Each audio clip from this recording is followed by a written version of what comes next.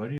This is the 8th day of the writing challenge together today. The first video was earlier this morning when I updated my results from yesterday since I was out late last night, and then told you I'd come back today just to update you with how today's progress went. And you're looking at the sprints right here. I just thought I'd make this short and sweet again. Managed 3 more sprints today, all this evening, from 7:45 to 9:45. I fit in 3. I had a nice block of time because we put Jake down early, and he's sleeping well, but we had some time to throw in some sprints here, and you can see the word count a little bit lower than some of the other sprints, but still over my goal of 3,000 words a day. So I hit 3742. We're at 31,000 and change, so we're more than a third of the way through the book, which is really nice. And what I did tonight, and one of the reasons why these sprints are a little low, is that I actually jumped ahead a bit. I told you this morning that I'm working on the outline still, and finding the story as I go, using the Libby Hawker take off your pants outlining techniques as developing the guideposts of where I need to go. Now that I'm about a third of the way into the book, I have a much better picture of the characters and the events that are happening, and so now I'm starting to kind of mold and shape this book a little more, and kind of filling in the blanks, as it were. Still a work in progress, but what I did is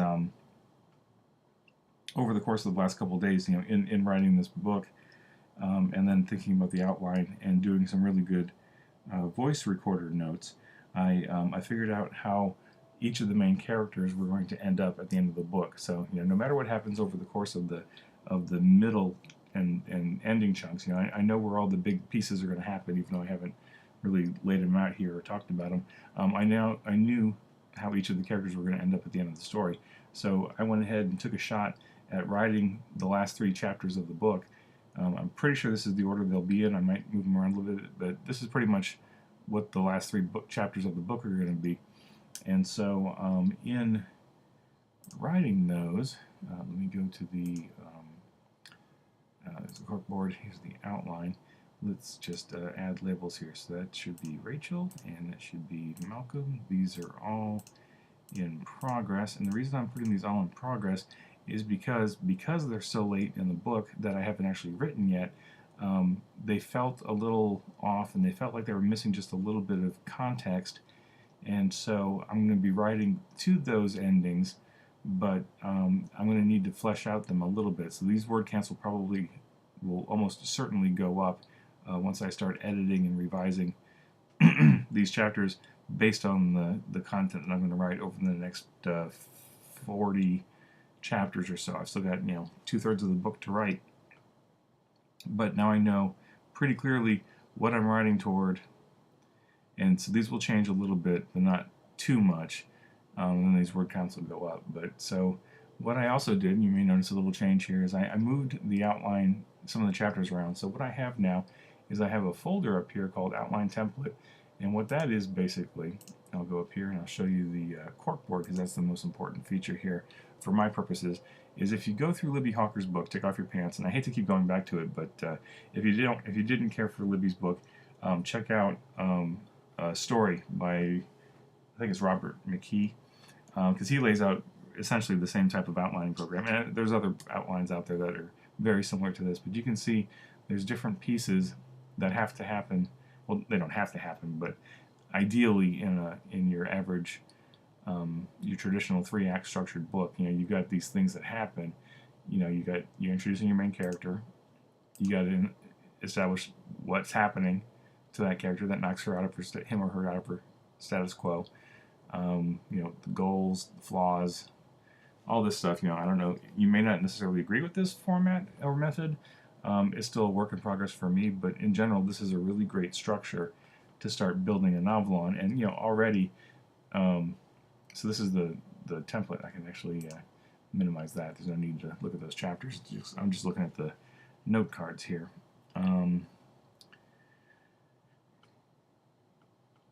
So these basic guideposts aren't really going to change book to book, right? The order will certainly change, and you can move these cards around into whatever order you want, and it'll shift them around. and I can certainly add and subtract stuff. I can add more thwarts. You know, the classic idea that is the try-fail sequence. The main character tries something, fails, or succeeds, and then you add subplots and you add more try-fail sequences, and you make the book or story longer. That's one of the differences between, well, we won't go into short stories, but the difference between a long novel and a longer novel is adding more subplots and more try-fail sequences. You know, that as it makes sense. You know, you never want to pad something for the sake of padding it, because the readers are smart enough to figure it out. But if you're intending to write a 90,000 word novel and you're coming in at 60,000 words, then either the story was meant to be 60,000 words, or you just didn't add enough content. You know, maybe you agree with that or not. But if you want to talk about it, by all means, drop a comment after the video. Anyway, so I got off track a little bit. Oh, anyway, so this is the basic outline, and over the course of the book, as I've been writing to these different points. So, you know, like in the 22 chapters I have so far, I've touched on 3, 5, 6, 7, 8, 9, 10. You know, at least a third of these have already been are reflected somewhere in this chunk of story, these 19 chapters here.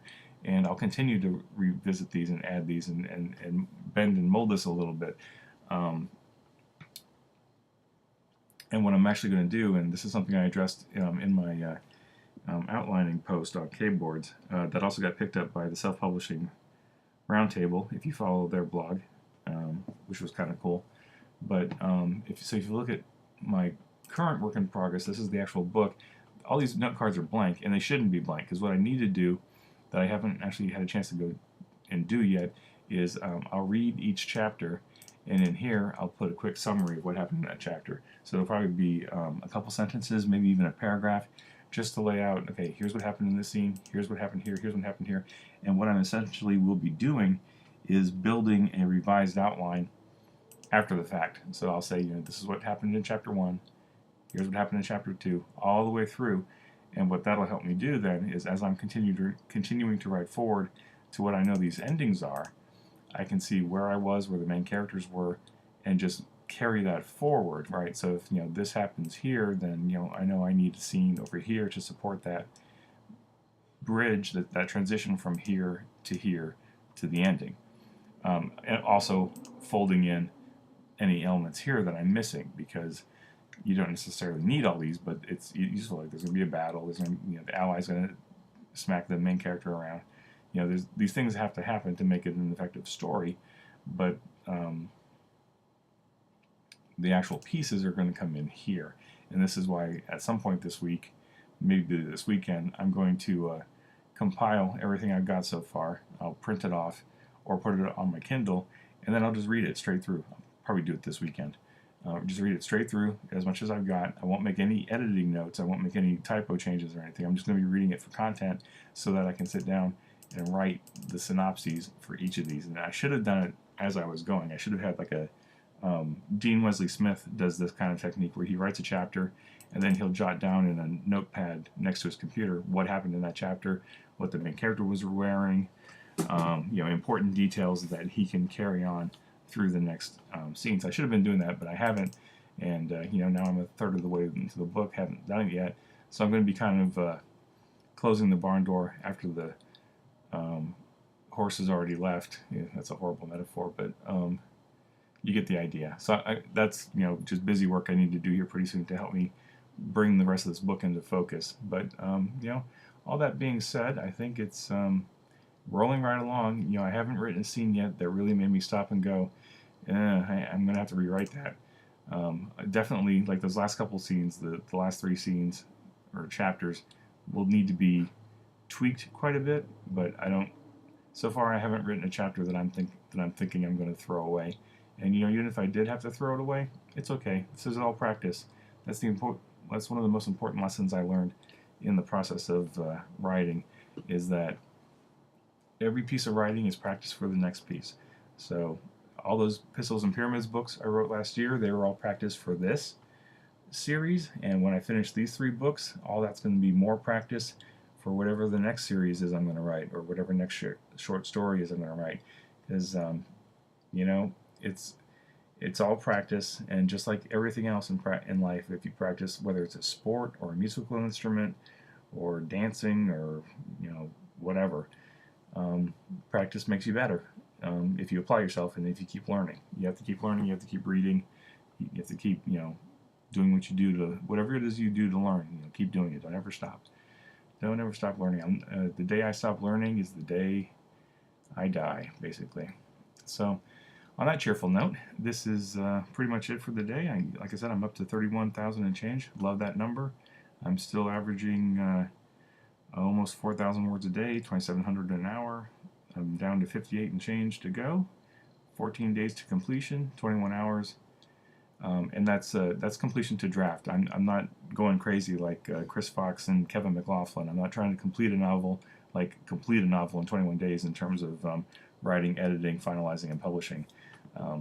That's a little bit more ambitious than what I'm doing here, although some would say that writing 3 novels in 3 months and then publishing them right after is crazy anyway. But it is what it is. So anyway, that's about it. Happy Tuesday to you. I hope your writing is going great if you're writing, and if not, I hope you find some sort of inspiration in here.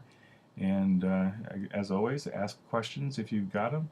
If there's something specific you'd like to see me cover, either in Scrivener or my outlining process or whatever, feel free to drop me a line or drop a comment or even just like or hate it. Whatever you do that, and then go off, have fun, have a great week, and happy writing.